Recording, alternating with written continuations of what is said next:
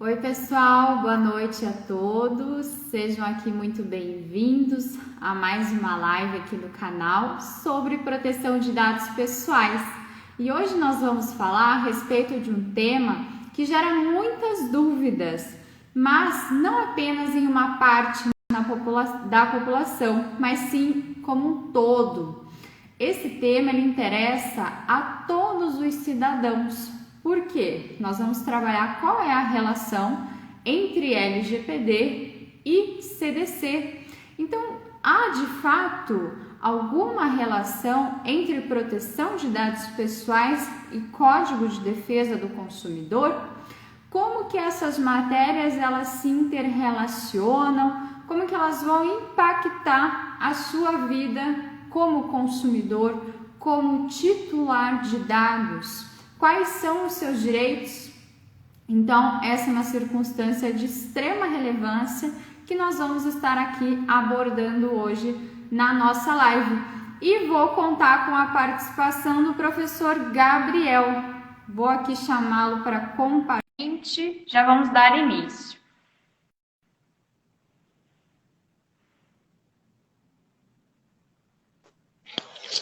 Olá, pessoal, tudo bem? Oi, professor Gabriel, tudo bem? Como é que está? Tudo jóia com vocês? Espero que todos bem também. Também, tudo certo. Como você percebeu aqui, em Curitiba tá bem friozinho aqui. Aqui também tá com friozinho. Professor, eu quero agradecer aqui que você aceitou o convite. Eu sei que você tem assim muito conteúdo de extrema relevância para trazer para a gente, tem muito conhecimento na área, então agradeço muito aqui a tua disponibilidade por estar aqui hoje. E antes da gente começar propriamente, Gabriel, eu queria só que você se apresentasse para o pessoal, comentasse um pouco como que está hoje a tua carreira, a questão acadêmica, quais são teus projetos. Tá bom. Bom, primeiro eu queria agradecer o convite dessa live, né? Um tema muito interessante, eu acho que de muita relevância para todos nós, né? Não só para quem trabalha nessa área, mas também para consumidores, para todas as pessoas, né? Porque dados pessoais todos temos. Então é algo que todos conseguimos falar sobre. Então, queria te agradecer, Bianca, pela oportunidade de estar aqui. Acredito que também muitos seus alunos estão aqui também, né? Para com certeza te prestigiar e essa live acredito que vai ser muito boa para todos eles e para as outras pessoas que estiverem assistindo. Bom, eu sou advogado, né, de formação, também hoje sou consultor de privacidade e proteção de dados, é um mercado que realmente tem e está crescendo muito no Brasil e também no mundo todo, né? Hoje a gente vê várias vagas, né, pipocando aí ao redor do nosso planeta, com vagas na Europa, Canadá, Estados Unidos. Então, quem tiver interessado em atuar nessa área, com certeza tem muito espaço e muito lugar para se inserir no mercado. E, bom, eu tenho algumas certificações, né, em proteção de dados, como o DPO pela Exim, né, aquela trilha que é necessário, né, para ter essa certificação. Sou também Certified Information Privacy Manager da IAPP. E hoje atuo, né, nessa área, questão de consultorias e projetos de adequação. Sim, um currículo maravilhoso, gente. Depois também aqui adicione o professor Gabriel no Instagram, no LinkedIn, vamos trocar ideia, né? Sempre bom a gente aqui estar ampliando a nossa rede de contatos, a gente poder realmente conversar com pessoas que estão estudando esse tema, né? Porque a proteção de dados pessoais no Brasil ainda é algo que está em construção, né? Por mais que a gente tenha a nossa legislação, é algo que ainda está ali paulatinamente sendo desenvolvida essa cultura.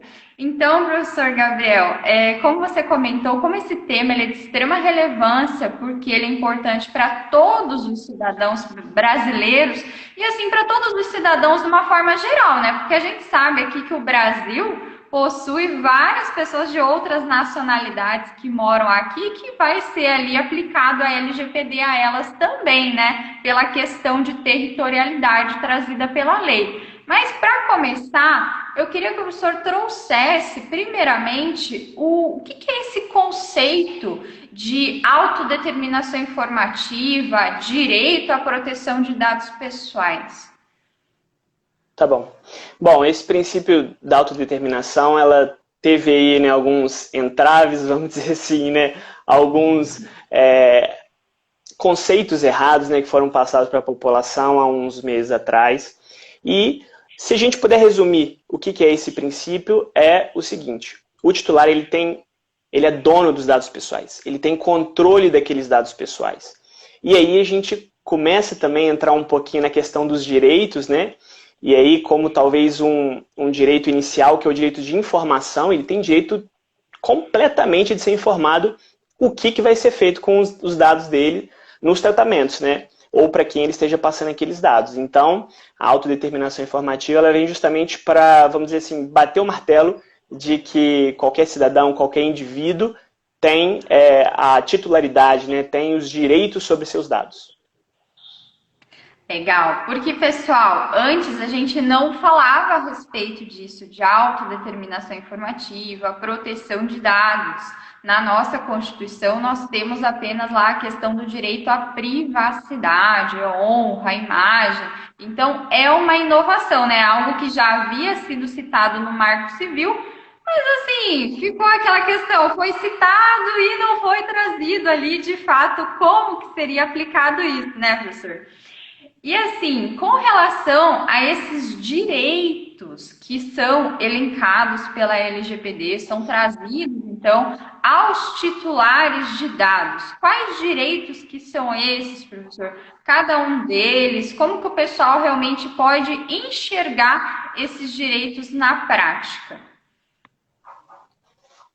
Pergunta interessantíssima, né? A LGPD, ela traz, né, esse direito, vamos dizer assim, esse primeiro direito, né, lá no artigo 9º de informação, ou seja, cada um de nós tem o direito, né, de ser informado de como que o tratamento de dados vai acontecer, quem que vai estar ali presente naquele tratamento, se, por exemplo, vamos dizer assim, um contador, ele tem um outro parceiro contador e ele passa os seus dados para o auxílio, né, em alguma demanda. Então é necessário que todas as pessoas dentro daquele tratamento de dados, dentro daquela utilização daqueles dados, eles sejam identificados. A pessoa precisa saber por quanto tempo os dados vão ser tratados ali, né, quais são ali as características daqueles tratamentos, quem ela pode comunicar ou quem que ela pode buscar informações caso ela tenha algum tipo de dúvida. Então, vamos dizer assim, esse é o primeiro, vamos dizer assim, lá no artigo 9º.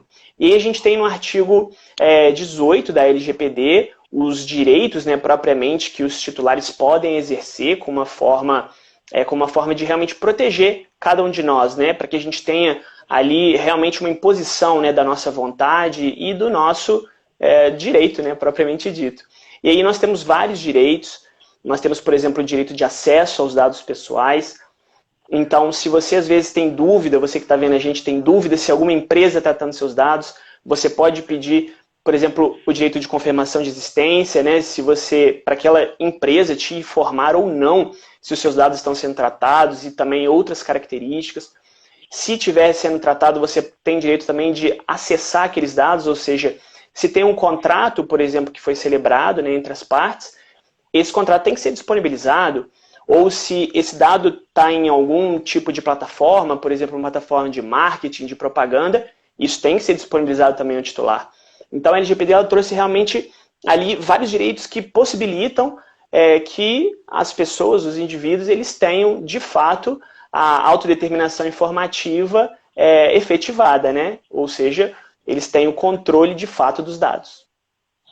E com relação a essa questão, né, da confirmação do tratamento, de você poder ter acesso a isso, uma questão também que surge é, por exemplo, no caso de empresas que não têm um site, porque hoje é muito comum, né, a empresa ter um site, ainda mais agora depois da pandemia. A gente viu essa questão das empresas migrando para o digital e a grande parte, e-commerces, tem ali o seu login, onde você tem disponibilizado o acesso aos seus dados pessoais que você passou para a plataforma. Mas é aquelas empresas que ainda não estão no digital. Como que você pode estar exercendo esse direito de acesso, dessa confirmação de tratamento? Ótima pergunta também, muito, muito pertinente. E hoje realmente a gente ainda tem algumas empresas que não estão no digital, né? Principalmente aquelas mais tradicionais. Então, de qualquer jeito, né, o dado sendo tratado de forma digital ou de forma física, esses direitos têm que ser preservados. Então, se às vezes, por exemplo, a gente pode talvez tratar de um escritório de advocacia muito tradicional, que ainda não migrou para o digital, ou para um contador, ou para um médico muito tradicional também, ele precisa te informar, olha, os seus dados estão sendo tratados dessa forma, e se você tiver mais dúvidas ou quiser exercer os seus direitos, manda um WhatsApp, manda um e-mail, enfim. Tem que ter algum meio, algum canal de comunicação para que esses direitos sejam efetivados. Legal. Então, pessoal que possui empresa, já se preocupe em como que você vai garantir isso. Principalmente nós aqui da área do direito, nós temos que dar o exemplo, né? E fazer ali a revisão dos nossos contratos, adaptar, trazer cláusulas a respeito desse conteúdo. E agora tem um mito muito grande, professor. Eu queria que você comentasse um pouco, que é muito comum o pessoal falar assim, mas como que essa empresa não está ela está, né, tratando os meus dados pessoais ou então um determinado órgão público se eu não dei o consentimento? Então tem muito esse mito de que para tudo tem que dar o consentimento. Queria que você comentasse um pouquinho mais a respeito disso, porque é algo que a gente realmente ouve das pessoas. Ah, mas eu não sei como que os meus dados estão sendo tratados. Eu não consenti. Esse talvez seja o maior mito da LGPD, né? Tudo gira em torno do consentimento. Isso, né, realmente é de fato um mito, né? Então, as empresas e os órgãos públicos, eles não dependem somente do consentimento para tratar dados pessoais. Lá na LGPD, no artigo 7º e artigo 11º, a gente encontra hipóteses em que uma empresa ou um órgão público pode de fato, legitimar, né, aquele tratamento de dados. Ou seja, pode ser ali um exercício regular de direitos, pode ser uma obrigação legal. Ou seja, se, por exemplo, você que está assistindo a gente quiser exercer os seus direitos perante alguma empresa ou órgão público, aquela empresa tem a obrigação legal de possibilitar isso para vocês. Então, qualquer requisição que vocês fizerem, e eles tendo que tratar esses dados por conta disso, cai na obrigação legal. A gente tem a execução de contrato. No caso dos médicos, né, a gente tem tutela da saúde. Em caso de, por exemplo, de proteção ao crédito, a gente tem essa base legal que a gente fala, né, de proteção ao crédito.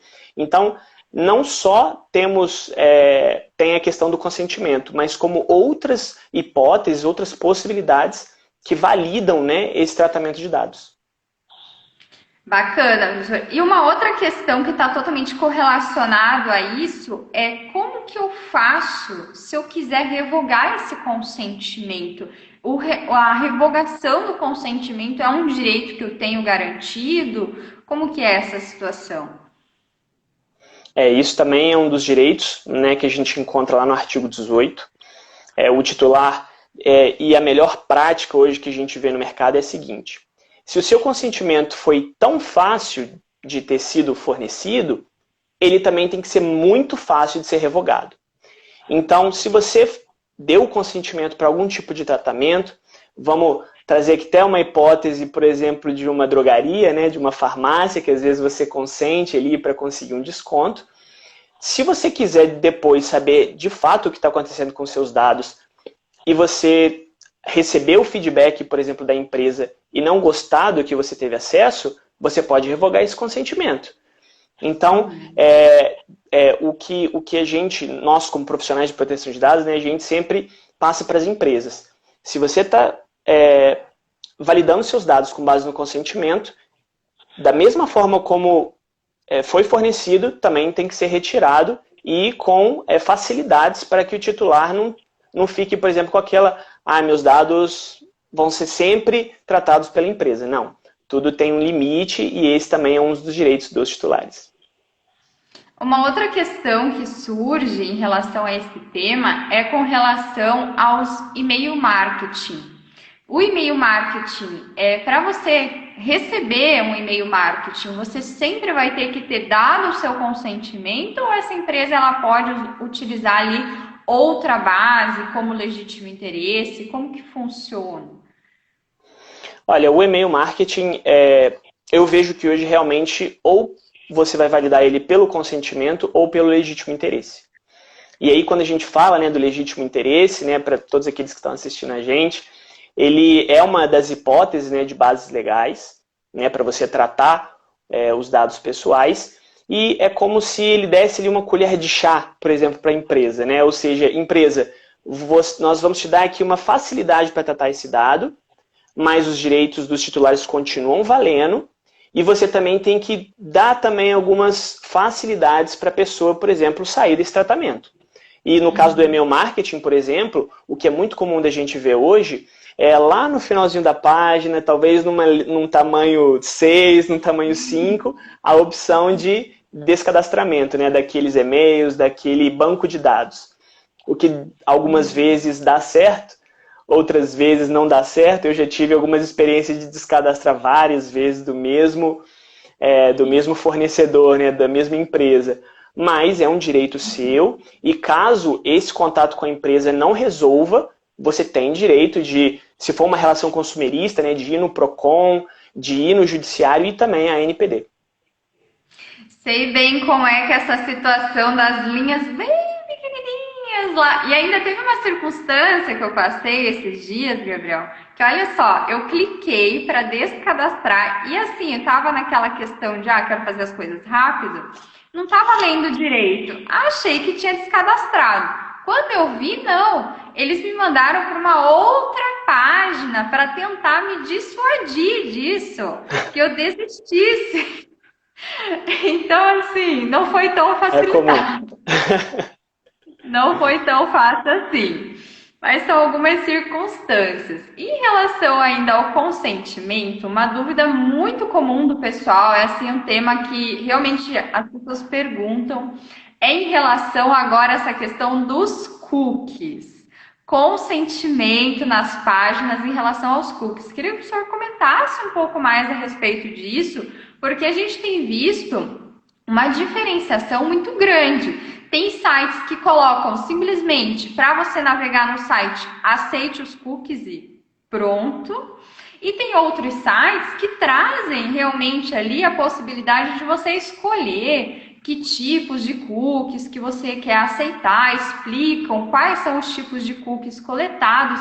E aí as pessoas estão ficando em dúvida. O que é esse cookies, primeiro? E a segunda circunstância, o que está certo, né, nessa situação? Esse também é um ponto interessantíssimo, né, com a questão da LGPD também. Bom, os cookies, né, eles são arquivos, né, que a gente chama arquivos temporários, né, que são instalados no navegador, na máquina de cada um ou no celular. E esses cookies, eles vão, por exemplo, se eles forem cookies analíticos, que ele analisam o desempenho da página, então eles vão podem coletar dados pessoais e também como podem não coletar dados pessoais. Mas é necessário que igual a professora acabou de dizer, né, tem esses... Se você utilizar o nosso site e rolar para baixo na página, você consente com o tratamento dos seus dados pessoais. Isso está completamente errado. Isso não faz parte, não está de acordo nem com a LGPD, nem com as boas práticas do mercado. As boas práticas do mercado é que o titular, o usuário daquele site, tenha o direito e a possibilidade de falar, olha, eu quero esse cookie de propaganda, mas eu não quero de marketing. Ou eu não quero nenhum. Eu quero só aqueles que são estritamente necessários para o site funcionar, para eu ter uma experiência satisfatória. Mas, se eu não quiser os outros, o titular, né, e nós precisamos ter essa opção de realmente não dar esse consentimento, até porque esse consentimento é inválido. Porque se você não informa a pessoa com o que ela está consentindo, aquele consentimento ele é nulo. Então, é importante, né, que a gente tenha essa consciência, ainda que muitos sites hoje ainda tenham como eu vi ele até um comentário, né, do cookie de banana, né, de realmente, né, não valer de nada. Então, realmente, é necessário que tenha essa maturidade sobre esse tema e que principalmente as grandes empresas, que têm alguns sites grandes que ainda se encontram nesse erro, né, de realmente não utilizar essa ferramenta da forma correta. Não, e essa questão dos cookies, né? Eu tenho visto muitos sites que simplesmente, se você não aceitar, você não navega. Você impossibilita a pessoa de utilizar. Ou então essa questão também super genérica. Tratamos aqui para o seu melhor interesse, a sua melhor navegação no site, mas isso fica muito ambíguo, né? Não vem essa questão. Eu achei muito bonito, fiquei muito feliz. Um dia atrás eu entrei num site e daí tinha lá uns 6 tipos de cookies, assim, tudo separadinho, a modalidade opt-in, aquele consentimento granular lindo. E nossa, gente, e site brasileiro, que maravilha! Então, assim, já me senti um pouco melhor em relação a essa circunstância. Mas a gente vê que a grande maioria ainda não está, né, adaptado dessa forma. Você acha que quando a ANPD começar a vigorar a questão de sanções, né, que ainda não está, estamos aguardando aí agosto, quem sabe ainda não foi, né, votada aquela questão do outro projeto, janeiro, mas você acha que poderá aqui gerar uma sanção às empresas, essa questão de você, como organização, não ser transparente e não passar essas informações de forma correta para os titulares? Com certeza. Esse é um ponto também muito importante. Inclusive eu trago Foi na Espanha, se não me engano, que aconteceu isso. Lá na Europa, né, nós temos o RGPD, né, o Regulamento Europeu de Proteção de Dados, e lá um cirurgião plástico, ele foi multado porque o site dele não tinha um gerenciador de cookies e um aviso de cookies. Então, para vocês verem o quão isso é importante, ou seja, às vezes as empresas elas dão, vamos dizer assim, um olhar muito desleixado, vamos dizer assim, para essas questões, mas hoje o mundo tem acelerado essa questão do digital. E às vezes o site é a cara da sua empresa. Então, se a cara da sua empresa já não está adequado, então provavelmente tem muita coisa ali por trás que a ANPD pode vir a investigar, e isso pode ser inclusive um indício de investigar. Então, com certeza vai ser um ponto que a ANPD vai agir, e é uma possibilidade também da empresa ser e receber aquelas punições que a gente também encontra na LGPD. Nossa, um caso super interessante esse, porque se você for parar para pensar aqui no Brasil, quem é aqui um profissional que tem algum tipo de sociedade unipessoal, como advogado, contador, cirurgião, não tem se preocupado muito com isso, não. Tem pensado, eu acho que eles vão fiscalizar apenas os grandes. E ali acaba deixando. Eu já ouvi de muitas pessoas falando assim, não, enquanto a ANPD ela não está sancionando, a LGPD, para mim, não entrou em vigor. Então, é uma questão complicada. É bem complicado. Espero que ele não tenha problemas em breve.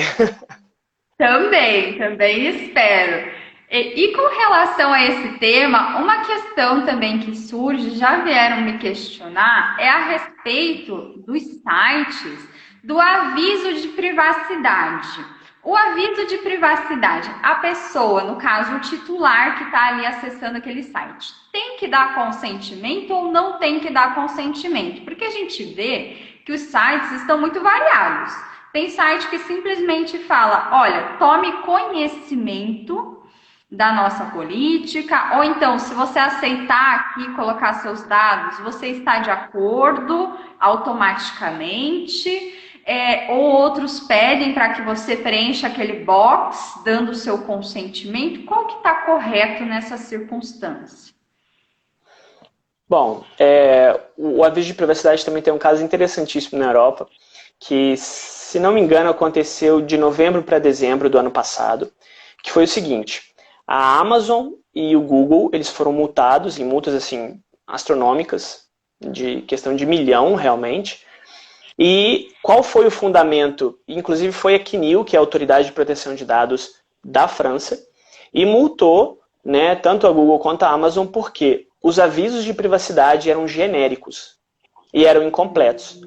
E eles entendem que, por exemplo, se no site eu tenho, vamos dizer ali, uma aba de cadastramento em newsletter, depois eu tenho uma aba de contatos, depois eu tenho uma aba de baixar e-books, cada aba tem que ter um aviso de privacidade. Por quê? Porque o titular tem que ser de fato informado para aquela finalidade ali específica como que os dados vão ser tratados. Então, provavelmente também vai ser uma postura adotada pela ANPD de realmente traçar, né, um limite, né, em uma linha ali realmente de responsabilidades e de obrigações. Então, o direito de informação é essencial. Então, para qualquer tipo de tratamento, tem que ter ali o aviso de privacidade e aqueles avisos que sejam necessários o consentimento, de fato, tem que ser disponibilizado de uma forma que leve ao titular dar o consentimento de fato e não um consentimento genérico. Porque realmente essa questão que você comentou dos avisos genéricos, que parece que a empresa simplesmente colocou no Google e daí... Modelo. Tipo, apliquei aqui na minha empresa, tem vários assim, que você entra e na realidade você não tem acesso às informações que de fato deveriam ser passadas sobre o tratamento daqueles dados pessoais.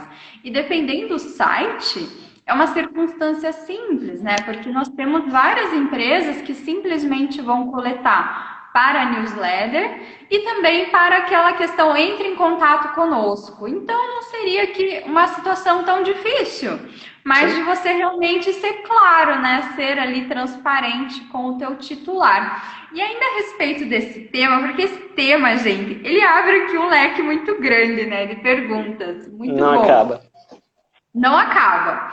Tem aquela circunstância também que várias pessoas reclamam a dificuldade que existe hoje perante várias empresas, inclusive perante órgãos públicos, de retificar as suas informações.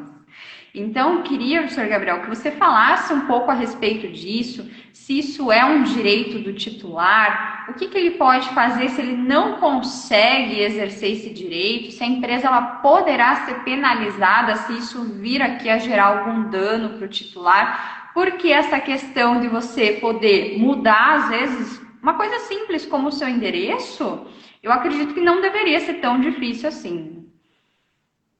Exato. A própria LGPD, quando ela trata, né, dessas questões de direitos dos titulares, ela deixa bem claro, os procedimentos eles têm que ser gratuitos e facilitados. Ou seja, a empresa ela não pode começar a impor barreiras.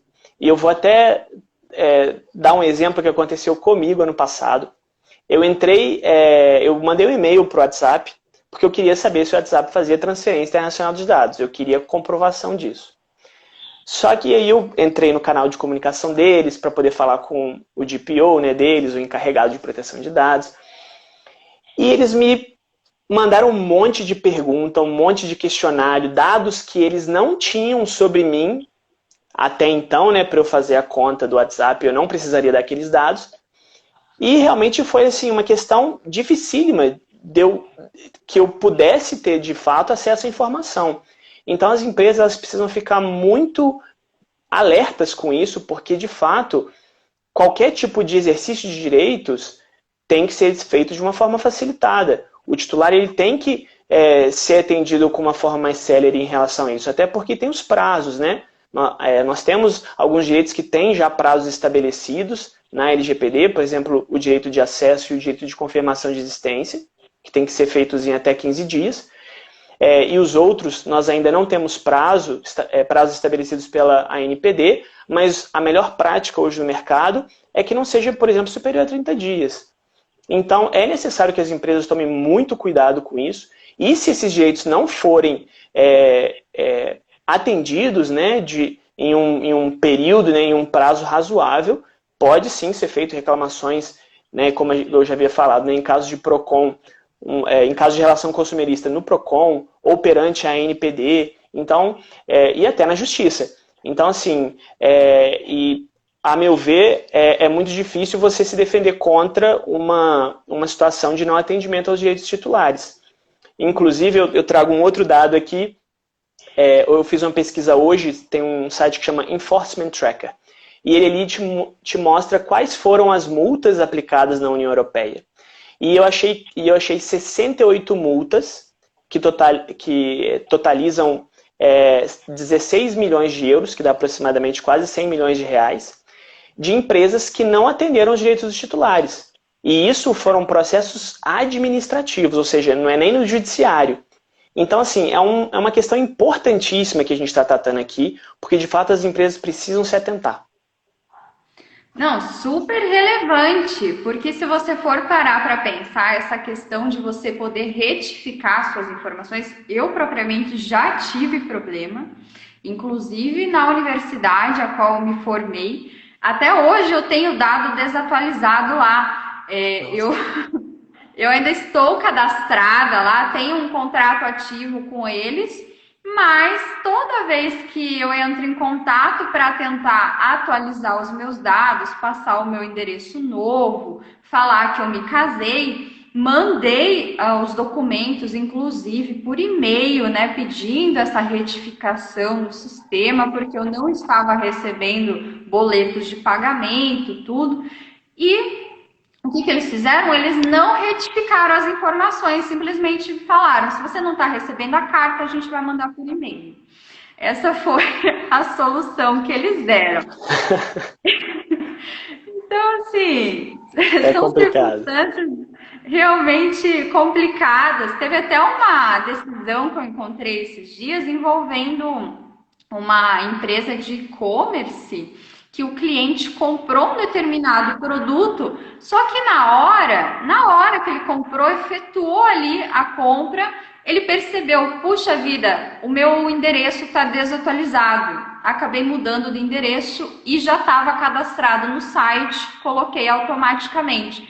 Ele entrou em contato, ligou, falou pela plataforma, olha, o que eu faço? Eu cancelo a compra, compro novamente, porque não tem essa possibilidade de retificar o endereço, e aí a empresa não dava um feedback para ele. O que aconteceu foi que esse rapaz ficou mais de um mês tentando entrar em contato, não conseguiu. Isso gerou aqui realmente uma perda de tempo desnecessária, e aqui o juiz acabou reconhecendo depois danos materiais, porque ele não recebeu o produto, acabou não recebendo, e também danos morais por toda essa situação que foi gerada, que era para ser simples. Olha, não tem como, às vezes, retificar o endereço, que às vezes as plataformas avisam isso. Mas você cancela a compra, estornamos o valor, você compra de novo. Seria uma opção.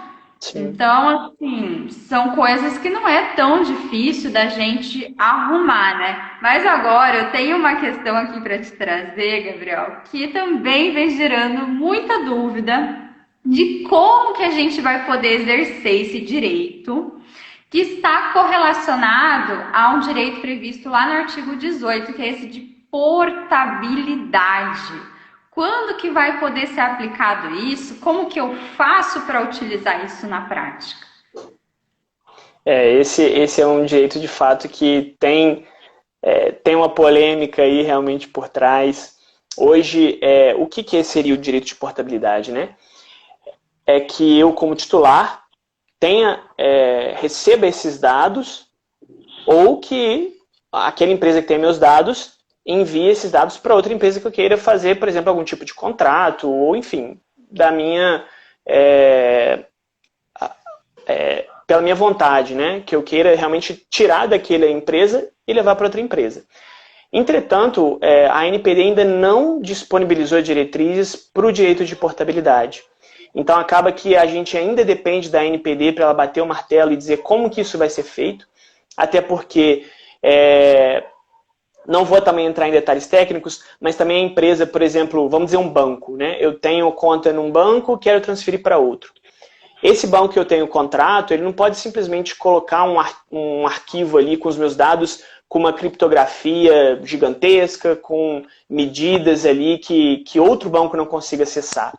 Pelo contrário, tem que ser um arquivo ali comum, um arquivo que permita essa portabilidade. Então, a NPD ela vai ser fundamental para que esse exercício de direito possa ser possibilitado. Essa questão da portabilidade eu realmente trouxe porque ela ficou muito em aberto. Eu queria ouvir a tua opinião a respeito disso, porque simplesmente está lá, portabilidade, mas as pessoas nunca ouviram falar disso, fora a relação que envolve ali as telecomunicações. Sim. De você poder trazer, né, o número de uma rede para outra. Mas, fora isso, nunca foi utilizado. E agora, com essa questão também de Open Banking, toda essa questão nova, tecnológica, tudo, fica essa dúvida, né, de como que o consumidor, ele na prática vai exercer esse direito, né? Então, realmente, acredito que a NPD vai se manifestar de alguma forma a respeito desse tema aí posteriormente. E a gente recebeu uma dúvida aqui, professor, deixa eu ver aqui. Ó, é do Camargo, Mike Camargo. Em referência àquelas páginas no Facebook que promovem vaga de emprego, quando você vai preencher os dados, nos mandam propaganda. Só nos resta bloquear. Como agir nessas situações? Provavelmente o que deve acontecer, né, deve que realmente ter ali um cookie, né, algo que realmente direcione essas propagandas para a pessoa. Então, acredito que no próprio aviso de privacidade desse site que ele possa estar acessando, ou que ele já teve acesso, possa ter algum tipo de informação, ou no aviso de cookies, dizendo sobre como que ele consegue bloquear, por exemplo, que essas informações, né, essas propagandas apareçam. Então, também tem como fazer isso de forma manual, né, através do próprio navegador da internet ou através do próprio celular, mas realmente, e aí a gente volta para essa questão dos cookies, né, se realmente o titular não deu o consentimento, né, ele não escolheu que aqueles cookies aparecessem, aquelas propagandas, ou que, por exemplo, ele se cadastrou num site de vagas e aí no e-mail vinha uma coisa totalmente diferente do que ele se cadastrou, realmente aí a gente está tendo um tratamento irregular. Então nessa circunstância aqui envolvendo redes sociais acontece muito isso, né? Porque uma outra dúvida que surge bem assim comum das pessoas é com relação a esses dados tornados públicos. Tá lá público, eu simplesmente posso utilizar, posso fazer o que eu quiser. Como que funciona essa circunstância, professor?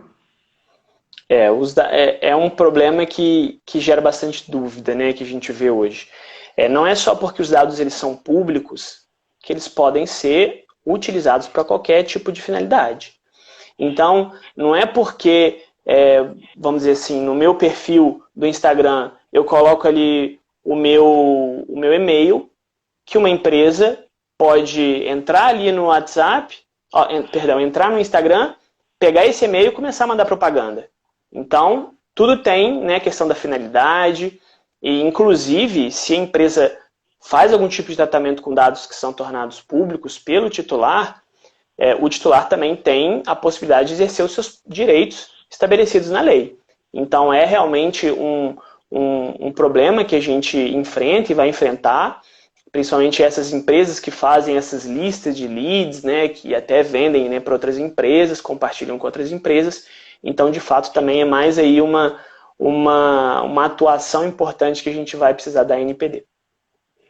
E com relação a esse assunto, até vi uma decisão recente, esses tempos, a respeito, então, de um pedido do Ministério Público do Distrito Federal e Territórios, que eles entraram com uma ação civil pública, porque tinha uma empresa, um anunciante dentro do Mercado Livre, que estava vendendo dados pessoais lá por R$500, era um banco de dados que ele disponibilizava, e aí o Ministério Público tomou conhecimento, pediu a suspensão, né, como uma medida de urgência, né, em sede liminar, pediu a suspensão dessa atividade, né, que não fosse ali mais propagada essa atividade, e daí o Mercado Livre teria que suspender esse anúncio, pausá-lo e dar os dados de contato contato, a fim de identificar quem que era esse anunciante, então, para que eles realmente pudessem, né, vir aqui a, de alguma forma, responsabilizar essa pessoa que estava aí divulgando informações de forma totalmente ilícita, né? E com relação ainda a esse tema, professor, uma questão aqui que chega também assim, cada vez mais nessa era digital que nós estamos vivendo, a gente tem trabalhado aí com o contato frequente com máquinas, né? Com sistemas automatizados. Às vezes quem está te ligando não é uma pessoa, né? É uma máquina. Quem está te respondendo lá no aplicativo, ou então até mesmo no WhatsApp, não é uma pessoa. Então, nesse sentido, eu queria que o senhor comentasse um pouquinho a respeito de qual que é o direito do titular no tocante ao tema de revisão de decisão automatizada. Esse é um tema importantíssimo, que a gente também encontra na LGPD, não no artigo 18, se não me engano é no artigo 22, se eu não estou enganado, mas é um tema importantíssimo, e até porque isso acontece bastante, como você mesmo disse, né? Às vezes a gente está em algum chat ali e é um robô que está atendendo a gente, ele já tem respostas programadas, ele já tem ali realmente um código para te direcionar para algum tipo de área ou para algum tipo de resposta. Então, se o titular ele se sente afetado por aquele tipo de situação, talvez uma situação ali que o perfil dele esteja sendo gerado, por exemplo, nas relações de consumo, um perfil consumerista, né? Hoje a gente tem essas plataformas de e-commerce, por exemplo, a gente pode falar da Amazon, que foi uma das pioneiras nesse mercado de prever, né, o que o titular gostaria de comprar com base no que ele já compra e aí fazer, né, aquelas técnicas de upselling, cross-selling. Então, é importante e é um direito assegurado pela LGPD que se o titular se sentir de alguma forma afetado por essas atividades das máquinas, né, da inteligência artificial, que ele tenha o direito de solicitar revisão dessas decisões tomadas pela inteligência artificial, de forma que aquilo não esteja sendo utilizado em desfavor dele. Eu trago até aqui um exemplo da Apple, que foi o Apple Card, né, que teve até um problema razoável ali nos Estados Unidos, que homens sempre recebiam mais crédito que as mulheres, mesmo em situações em que as mulheres ganhavam mais que os homens. Então isso deu um problema porque era um problema ali de inteligência artificial e um problema que estava causando uma discriminação. Então é importante extremamente importante que esse direito esteja disponível para nós. Porque nessa era digital, né, a gente vai ter mais interação agora com inteligência artificial, com esses chats, né, esses robôs que tem hoje, né, gerado até uma personalidade, né, eles têm um próprio nome, então é importantíssimo a gente ter esse direito assegurado. Que interessante essa circunstância. Nesse caso, se fosse aqui conosco, né, no Brasil, ainda estaria ferindo lá o princípio da não discriminação, né? Com certeza. Então, é algo ainda, né, é um tanto polêmico, as pessoas também não sabem desse direito, que elas podem recorrer, né, que simplesmente não é assim, a máquina ali, o aplicativo te deu aquela resposta e pronto, né, você não tem chance de resposta. Até aconteceu comigo uma circunstância com o banco, que agora os bancos também estão aí super automatizados, né, e eu entrei em contato para resolver um problema naquele chat e quem falava comigo era só a máquina, só mensagens prontas. Até que daí, aquela bem brasileira mesmo, já comecei a dar um barraco no chat com o robô. Aí eu falei, olha, seguinte, se não resolver, vou entrar com processo judicial. A hora que eu escrevi isso, passou assim, questão de 5 minutos, aí um atendente veio falar comigo propriamente, veio entender a minha situação, porque o robô não estava me entendendo.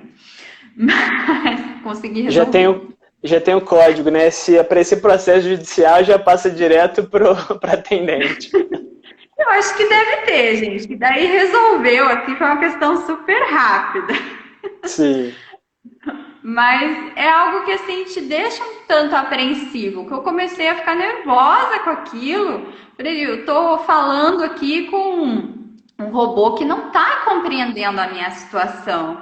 Né? Era uma situação muito específica que não está nos moldes, muitas vezes, daqueles modelos prontos que eles têm para resolver as leads de forma ali super simples. Então, sim. assim, é algo que a gente ainda está vivenciando, né? Interessante isso. E ainda com relação aos direitos, tem um direito aqui que também é pouquíssimo conhecido pela grande parte da população, que é o direito de anonimização dos dados. Queria que o senhor comentasse um pouco como que funciona isso, qual que é a diferença, por que pedir a anonimização, aplica LGPD, não aplica, como que funcionaria? Isso. Bom, o direito de anonimização, eu vou até abrir aqui a LGPD, porque é importante a gente falar o que realmente está na lei para quem está ouvindo a gente também ter esse conceito completo. Né? O que a LGPD fala? Sim. Que o titular tem direito de anonimizar, bloquear ou eliminar os dados que sejam desnecessários, excessivos ou tratados em desconformidade com a LGPD. Ou seja, se você que está assistindo a gente, você tem ali, foi informado de algum tipo de tratamento com seus dados pessoais e você acha que é desnecessário, por exemplo, se para você receber um e-book, você precisa colocar o nome da sua mãe, qual é a finalidade do dado da sua mãe estar ali para você baixar um e-book? Então, do ponto de vista, se a gente olhar para a LGPD, é um dado desnecessário. Então, se o titular teve que dar várias informações, né, para seja qual finalidade for, e ele se sentir, vamos dizer assim, lesado, ou sentir que realmente ele não deveria ter dado todas essas informações, ele pode entrar em contato com essa empresa e falar, olha, eu quero que você anonimize, que você bloqueie ou que você elimine meus dados. E a anonimização, ela é um processo que a empresa faz com seus dados que você não vai ser mais identificado. Por exemplo, todos nós temos nomes, temos RG, CPF. Então, a empresa, por exemplo, pode ter o nome Gabriel e o CPF X.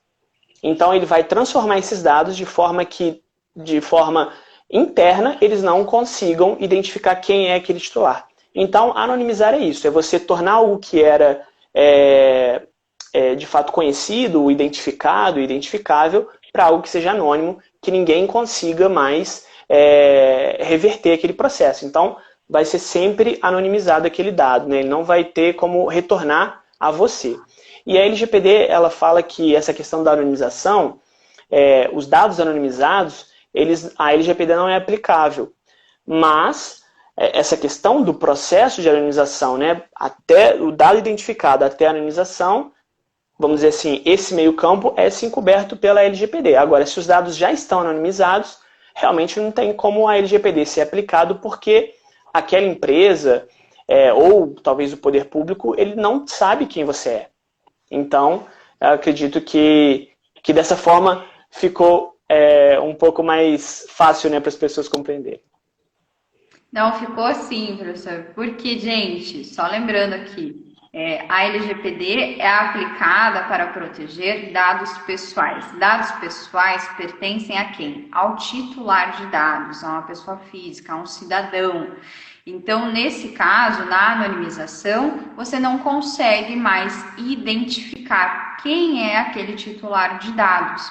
E aqui, professor, falando, já que você puxou esse gancho da eliminação, como que funciona? Eu posso simplesmente chegar para a empresa e solicitar elimine os meus dados? Como que é esse pedido?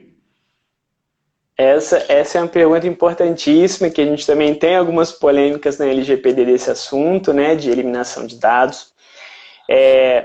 Se os dados forem tratados com base no consentimento, né, se você deu o consentimento, né, para receber alguma coisa ou para que seus dados fossem tratados, você pode revogar aquele consentimento, como também pode pedir a eliminação daqueles dados. Entretanto, se tiver alguma outra base legal, né, que eu tinha falado mais cedo, né, por exemplo, proteção ao crédito, execução de contrato, e aquela empresa consiga fundamentar a continuação daquele tratamento com essa base legal, o seu dado não vai ser eliminado. Mas se a empresa não tiver nenhum tipo ali de vamos dizer assim, validade para manter o seu dado, então ela vai ter que eliminar. Por exemplo, se a empresa disse que iria guardar o seu dado por até 1 ano e ele continua com o seu dado, é um tratamento irregular. Então, justamente, né, a gente voltando para aquela questão do direito à informação, é importante que o titular seja avisado também por quanto tempo o dado vai ser guardado, né? Nós temos, por exemplo, nas legislações trabalhistas, alguns tipos de documentos que não podem ser excluídos, né? Então, eles vão ser guardados de forma indeterminada. Mas, a maioria das vezes, né, isso, vamos dizer assim, é uma exceção, tá? Na grande esmagadora maioria das vezes, a gente vai ter, sim, um prazo estabelecido para cada dado pessoal e para cada tratamento. A gente quebra, né, aquele paradigma que tinha de que uma vez que você deu o seu dado, para uma determinada empresa, ela pode fazer o que ela quiser, pode compartilhar com quem quiser, vai ficar armazenado o tempo que a empresa desejar. Então, quebra-se esse paradigma. Agora, você que tem uma organização, que tem uma empresa, você tem que passar para frente. Então, eu acho realmente muito interessante, muito relevante esses direitos que estão previstos ali no artigo 18 do CDC. E a respeito disso, professor, nós recebemos aqui 2 perguntas. Vou só abrir aqui e vou te trazer elas. Existe amparo legal para as empresas, sites que com todos os dados pessoais das pessoas, como que funciona isso? Aqueles sites, por exemplo, como o Escavador, que você nunca fez sequer um cadastro lá, mas ele contém os seus dados pessoais.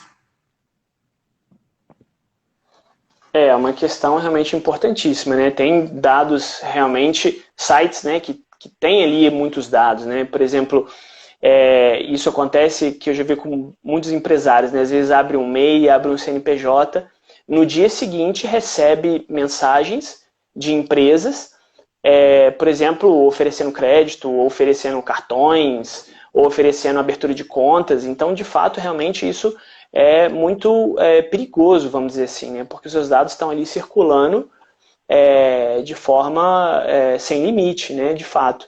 E aí a LGPD vem, né, com todos esses direitos para que você possa exercê-los também.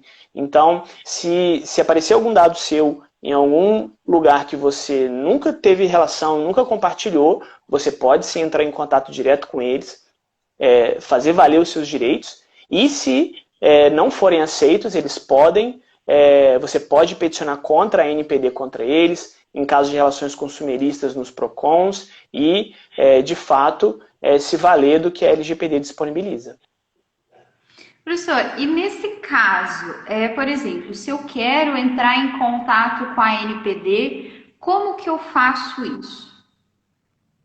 Hoje a NPD, né, ela tem um site, né, ali um canal de comunicação que ela emite, né, os posicionamentos, as diretrizes que já têm começado a surgir, e através de lá, de forma, acredito que facilitada, né, basta você fazer um cadastro para peticionar, né, lá, para poder colocar dúvidas e ter, né, respostas dela. Então é só você digitar NPD no Google, que provavelmente deve ser um dos primeiros links, e aí tem ali, né, direcionando você a fazer esses peticionamentos. Legal. E com relação a esse pedido perante ao Poder Judiciário, a pessoa ela pode buscar essa tutela no juizado especial, visto que daí tem aquela questão de aplicar justiça gratuita, né, de não ter um custo em relação a isso, ou tem que ser a justiça comum? Não vejo nenhum tipo de limitação quanto a isso, né? Dependendo ali talvez do valor da causa, né, que tenha essas limitações, a pessoa, né, decide por um ou para o outro, Mas se for, por exemplo, uma relação consumerista, não vejo problema nenhum dela entrar, por exemplo, no juizado especial para tentar resolver esse conflito, né? Não vejo obstáculo. Sori, na tua opinião, como que você acha que vai funcionar essa questão de realmente termos profissionais nos órgãos públicos, inclusive no Poder Judiciário, no Ministério Público, que sejam de fato capacitados na área de proteção de dados pessoais? Por que eu falo proteção de dados pessoais, né? Porque dependendo da circunstância, não vai aplicar apenas a LGPD, vai aplicar alguma outra legislação, né? Como ali a RGPD, ou então alguma outra. Mas nessa circunstância, qual que é a tua opinião a respeito disso? Você acha que o poder público ele vai contratar novos profissionais ou ele vai capacitar aqueles que ele já possui? Será que vai ser um interesse dos órgãos isso, principalmente aqui no Poder Judiciário? Se a gente parar um pouco para olhar como tem sido o movimento da ANPD, né, da formação, né, ali dos profissionais que estarão envolvidos, né, nas questões internas e externas, a gente vê realmente um aproveitamento, né, daquelas pessoas que já estavam, né, a serviço do poder público, né, de serem capacitados. Acredito que isso também vai acontecer, né, no Poder Judiciário, mas, se necessário, né, com certeza, serão contratados profissionais para desempenhar essas funções. Né, a gente tem, por exemplo, no Tribunal de Santa Catarina, salvo engano, né, uma juíza que é excelente, né, uma juíza que é totalmente capacitada para exercer as funções que hoje ela exerce.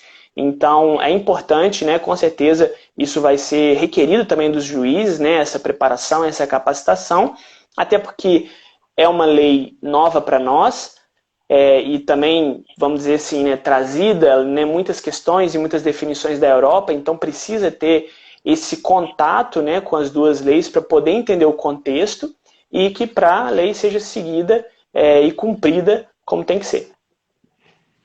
Não, bacana, porque realmente é necessário, né, uma capacitação, porque dependendo se o juiz ele nunca teve contato com aquela área, ele pode acabar não compreendendo muito bem o contexto de aplicação de um determinado princípio, de um determinado artigo, porque a gente sabe que se fosse realmente apenas ler a LGPD, seria muito fácil.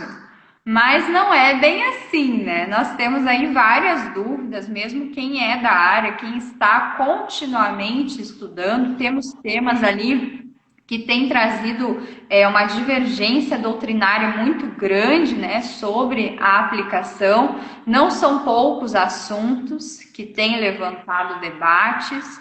Então, é realmente necessário aí que o poder público ele invista, né, nessa questão de cultura de proteção de dados pessoais e também de profissionalização, né, de incentivar com treinamentos, com cursos, capacitando aí o pessoal como já capacita em outras áreas, né? Então, acho que é mais nesse sentido. E nós temos mais uma pergunta, Gabriel, deixa eu pegar aqui. O que fazer quando o judiciário não compreende as leis pertinentes à LGPD e não aplica elas ao caso concreto, sendo que incidiria LGPD? E a gente tem um problema grave, né? Principalmente se a gente for olhar, por exemplo, alguns tribunais de justiça, né, que estavam ali colocando seus servidores públicos na posição de operadores, né, o que era amplamente divulgado por muitos profissionais que era uma posição errada e que eles continuaram, né, eles não voltaram atrás nesse posicionamento, inclusive isso a gente não viu somente no Poder Judiciário, mas a gente, por exemplo, viu em órgãos públicos e também, por exemplo, até no Conselho Federal de Medicina. Então, é importante, de fato, que quem vá operar, né, o direito de quem vá ali tratar com essas relações e esses conceitos diariamente, que eles realmente tenham a instrução correta, para que justamente não ocorra esse problema, né, de não ter de ter essa falha, talvez, de comunicação, de entendimento, para que uma causa não seja julgada errada. Então, se isso acabar acontecendo em algum tipo, né, de comarca, talvez uma comarca menor, isso pode ser um problema, mas acredito que, em segunda instância, o entendimento realmente pode ser melhor e pode sanar, talvez, esse problema da primeira instância.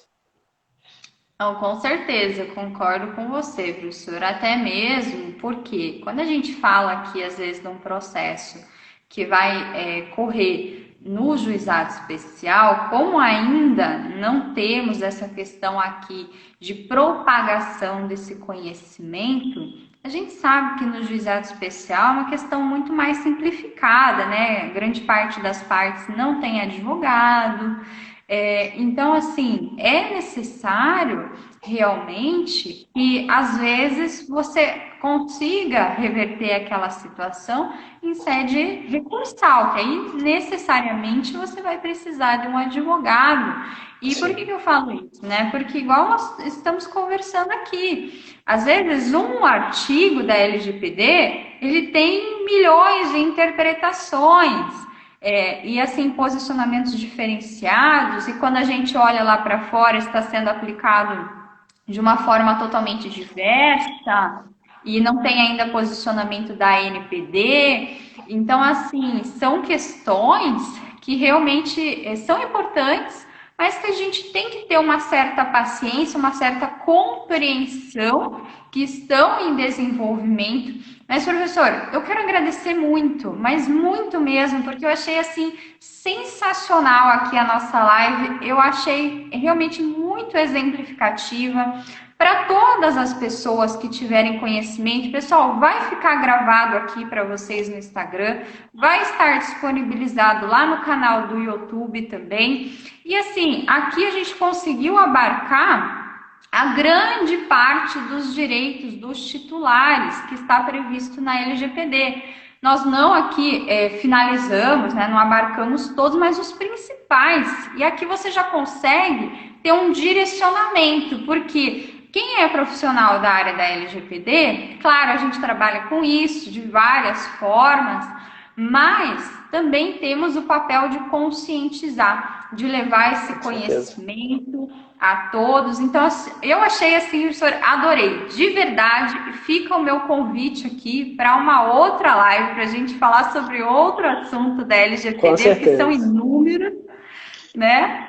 E, assim, agradeço muito, muito mesmo a participação do pessoal aqui, meus queridos alunos, pessoal do Instagram de forma geral. Muito obrigada mesmo. Quem não conseguiu assistir, vai ficar gravado. Mas, professor, agradeço aqui a tua participação e já fica o meu convite. Vamos marcar aí mais para frente uma outra live, vamos pensar em algum outro tema. Obrigada. Com certeza, só marcar. Muito obrigado aí pela oportunidade e obrigado a todos que assistiram também. Obrigada, professor. Tchau, até a próxima. Tchau, tchau, pessoal.